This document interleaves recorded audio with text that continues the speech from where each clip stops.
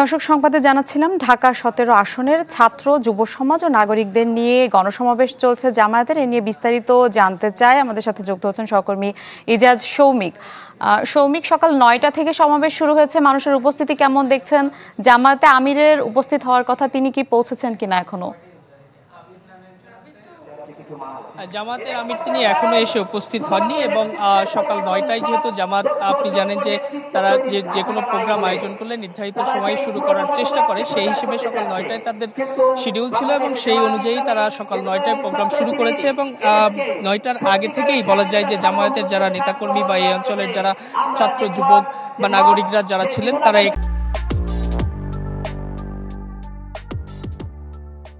এখানে এসে উপস্থিত হয়েছেন এবং এখানে মহিলাদের আলাদা প্যান্ডেল করা হয়েছে। সেই প্যান্ডেলের মধ্যে পাশেই, এই মাঠের পাশেই আলাদা প্যান্ডেলে মহিলারা অবস্থান করছেন। এখানকার জামায়াতের যে সকল মহিলা কর্মী রয়েছেন, শুধু তাই না, এখানকার স্থানীয় যারা জামায়াত মহিলারা রয়েছেন তারাও এখানে অংশ নিয়েছেন এবং এই আজকের এই সমাবেশে ঢাকা ১৭ আসনে যিনি এমপি প্রার্থী রয়েছেন তিনি এই মুহূর্তে কথা বলছেন, SM. Khaliduzzaman, doctor SM. Khaliduzzaman.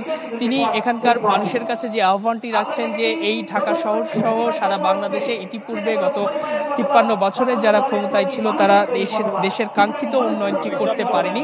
যারাই ক্ষমতায় এসেছে তারা আকণ্ঠ দুর্নীতিতে নিমজ্জিত ছিল, নিজেদের ভাগ্যের উন্নয়ন করেছে, নিজেদের উন্নয়ন করেছে, কিন্তু জনগণের উন্নয়ন করেনি। জামায়াত একটি দুর্নীতিমুক্ত সংগঠন এবং এর নেতারা যারাই সংসদে যেতে চায় তারা দুর্নীতিমুক্ত, কোনো ধরনের দুর্নীতিকে প্রশ্রয় দেয় না। সুতরাং দুর্নীতিমুক্ত এবং বৈষম্যহীন একটি সমাজ করতে হলে এই ভাসানটেক এলাকার অধিবাসী যারা রয়েছেন তাদেরকে ঢাকা ১৭ আসনে এস.এম. খালিদুজ্জামানকে তারা যাতে ভোট দেন সেই আহ্বানটি জানাচ্ছেন। এবং আজকের এই সমাবেশে জামায়াতের আমির ডক্টর শফিকুর রহমান তিনি কিন্তু বক্তব্য দেবেন এবং ধারণা করা হচ্ছে তিনি কিছুক্ষণের মধ্যে এসে উপস্থিত হবেন এবং আজকের এই সমাবেশে উপস্থিত হয়ে তিনি যে বক্তব্যটি দেবেন ধারণা করা হচ্ছে। আপনি সাম্প্রতিক সময়ে আপনি জানেন যে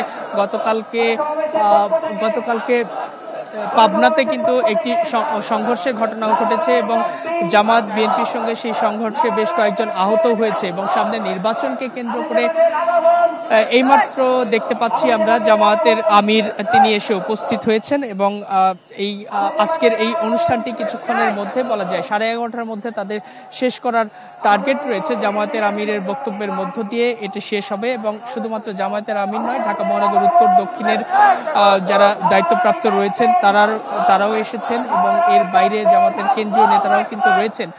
তো যেটি বলছিলাম যে জামায়াত আজকের এই প্রোগ্রামের মধ্য দিয়ে মূলত যে বার্তাটি দেওয়ার চেষ্টা করবে, এই সরকার আইন শৃঙ্খলার যে পরিস্থিতি, সেই পরিস্থিতির ক্ষেত্রে যাতে সরকার আরো কঠোর হয় সেই আহ্বানটি তারা রাখবেন জামাতের বক্তব্যের মধ্য দিয়ে, জামাতের আমিরের বক্তব্যের মধ্য দিয়ে। ইতিমধ্যে যে সকল নেতারা বক্তব্য রেখেছেন তারা কিন্তু এটি স্পষ্ট করেছেন যে সরকারকে আরো কঠোর হতে হবে, কেননা তফসিল ঘোষণার পরে আইন শৃঙ্খলা রক্ষাকারী বাহিনীর পূর্ণ নিয়ন্ত্রণ নেবে নির্বাচন কমিশন এবং প্রধান নির্বাচন কমিশনার সহ অন্যান্য যারা রয়েছেন তাদেরকে এই আইন শৃঙ্খলার ব্যাপারে নো মার্সি বা ছাড় না দেওয়ার মানসিকতা নিয়ে আগাতে হবে। যদি সেটা সম্ভব না হয় তবে সামনে নির্বাচনে সহিংসপূর্ণ এক ধরনের নির্বাচন হওয়ার আশঙ্কা তারা ব্যক্ত করছেন এবং এই সহিংসতা হলে নির্বাচন বিতর্কিত হবে এবং একই সঙ্গে প্রতিদ্বন্দ্বী দল যারা রয়েছে